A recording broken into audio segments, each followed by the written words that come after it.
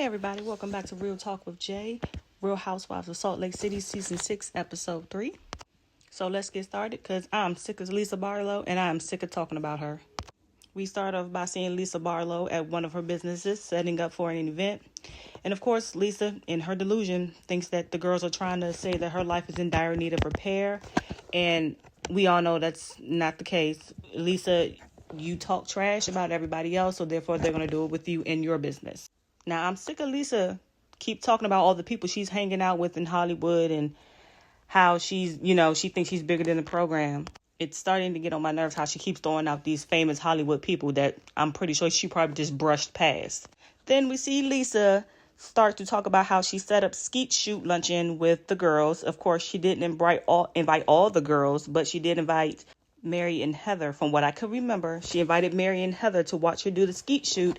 And then the other girls, especially Bronwyn, Angie, and Whitney, the people she don't like, she invited them to just the luncheon because she has something else planned for them. In the next scene, we see Bronwyn and her husband Todd. They start to discuss the reunion at their lunch, I'm guessing. And from Todd's reaction, he saw from last year at the reunion, he saw that he did not like the way that people saw him talking to Bronwyn. And he states, and also Bronwyn states that, he's going to change. He's going to do better with the way he talks. He can come off a bit crass or gruff, as he says. And he wanted to change that. Now, from what I'm seeing, it looks like he's getting better, but I think he's just going to sit back and be quiet and just not say nothing to avoid any type of conflict or any type of judgment from other people. Bronwyn and Todd begin also discussing how Bronwyn's father's health is declining due to Alzheimer's and how, the parents have moved in. The father has to move in a memory facility, I think that's what you call it. And the mom, I think, had a cyst and she had to have surgery. So everybody's just moved into Todd's house.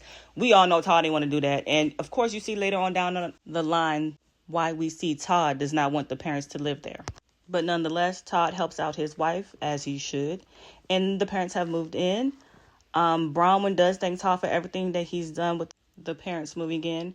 And then we also get to see a flashback of Bronwyn and Meredith also talk about the situation because I guess she can kind of relate to Meredith because Meredith somewhat had the same situation, to which I hope that has brought Meredith and Bronwyn to their own friendship path and to getting to know each other better outside of Lisa. Bronwyn also discusses how her and Meredith also discuss Lisa. Of course, Todd doesn't understand why Bronwyn wants the approval of others, but of course, we're also going to see that later on down in the show with her mom. And I hope Bronwyn can understand that she doesn't need the ladies' approval. I don't know why she wants their approval, especially from ladies who do not deserve her approval. So I guess to each his own. Then segue to Angie's dad's house. They eat lunch together. They share memories with photos. They also talk about how the war, especially the Germans, treated everyone, especially in that time in his village. She also discusses how she feels when she goes back to the old village of her dad and how it makes her feel, which is good. That's a good thing. And you can tell that he was a great dad. She's a good daddy's girl. That's what it is. We then get to Bronwyn's home with her and her mom, spending time together. I think the mom goes back and forth to Northern California to go through the things because they did move to Todd's home. And now they discuss the emotional process that is taking over her mom and how it is emotional going through things because it's not like those things didn't have value. Those things are his things, their things, family things, and how it's hard to get rid of, replace, or, just possibly move the things from the old home. They also discuss how the memory is affecting her dad as a whole. He sees Bronwyn's daughter as young Bronwyn, and he can't even recognize Bronwyn as an adult. This really does affect Bronwyn because she sees herself as the screw-up when she was young and not the adult that she is today, who has surpassed a lot of things growing up. And she doesn't want her father to still see her that way. Now, this is where we start to see why Bronwyn needs approval, because it seems like her mom still doesn't approve. Her mom says like a snide comment of how she needed Todd or she needed Todd's money in order to be able to survive the way that she does. But I'm like, at the same time, you need Todd's money too, because how else are you living and going back and forth and being able to do what you do without me and Todd's money? I thought that was rude. It wasn't the right moment to say it. And it wasn't like Bronwyn wasn't able to self-sustain before meeting Todd. But that's where you see where Bronwyn needs people's approval because she doesn't think she has her parents' approval. And it's showing to me that she still doesn't have her mom's approval. So in this next scene, we are at Heather's house. Angie shows up, and Heather is turning her storage room into her home study. The two catch up on each other's lives, their children, and how Angie is seeking her Greek citizenship. We also get to see how Electra has grown, and she's now a teenager. She's wanting to be independent and kind of do things more by herself, which is kind of throwing Angie for a loop. But Angie, if you kind of peel back a little bit and let her come to you, Electra would just be a little bit more comfortable coming to you. The ladies then start to discuss Amy's party, the arguments, and how Brittany just ran over and kind of just blurted out how, Angie compared Lisa Barlow to Jen Shaw. They both also discuss how Lisa thinks she's bigger than everybody in the group. And Heather also speaks as how she told Lisa she wasn't. But I mean, Heather, you really didn't have much to say at the table with Lisa, which I think you should have said more, but you didn't, of course, because you're trying to be up her behind. And Heather, which side are you on? Are you going to be Lisa's friend, or are you going to be the friend that tells her the truth? Because we both know you can't do both. It seems like you're carrying the bones, going back and saying things, but at the same time, I feel like you're straddling the fence of trying to be Lisa's friend and everyone else's friend, and you cannot do that, especially with Lisa. We now get to the skeet shoot with Lisa, Mary, and Heather. The ladies show up. They watch Lisa's ski shoot. Lisa says that this is a great memory for her. She likes to go ski shooting, and that's why she didn't invite the other girls. But as ski shooting ends, the other ladies start to show up, and they arrive to where lunch is served. But like the other ladies, they show up. They are skeptical about this lunch, about being invited to the lunch, and they enter the room. And of course, Lisa overdoes it. There are poster boards everywhere. The girls are not impressed. They think it's like a science project, but poster boards of her so-called dismissed cases or currently being dismissed cases all over the place, so Lisa can give her version or her excuse of what's going on. So Lisa, in my opinion, everybody already knows what's going on. You didn't need to blow up the cases. They've already read everything.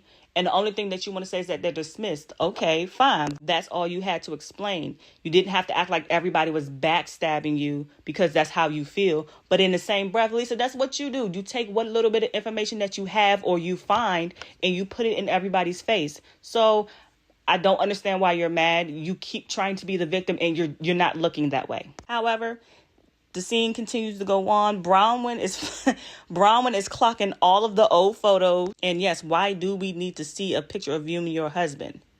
So as the ladies are seated, Lisa starts to explain the photos, and Angie does ask a good question. What is this supposed to prove? And as the ladies all come in with their own questions, Lisa, of course, she gets upset. She states the reason for the dismissal is none of your business. To which for me is not good enough, because if you can bring up my business, then I expect you to clarify your business as well. Angie then brings up the alleged other man that Lisa supposedly has a credit card in his name, how he paid off her car, helped her with her business loan, and remodeled some of her home, owing him, I guess over $118,000. Of course, Lisa states it's all false. Now, Amy is there to help Lisa, but it's not going too good, of course. Oh, well, they're business partners and he just gave her the credit card. No, Amy, that's no. I can have a business partner, but I'm not putting my name on a credit card for them to just go ahead and spend. Now, the ladies are still grilling Lisa. They're asking her if the cases are actually dismissed. Lisa, of course, she then changes her verbiage. No, they're in the process of being dismissed. Okay, so then it's not dismissed, Lisa. Calm down. The ladies are still not convinced, and they definitely are holding her feet to the fire, which they should, because Lisa did it multiple times.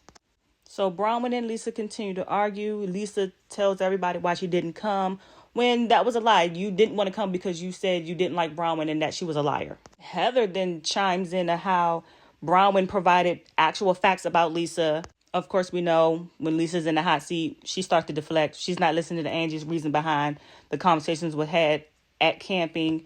And of course, Lisa starts to disrespect Angie, accusing her of wanting to be Jen Shaw. I mean, no.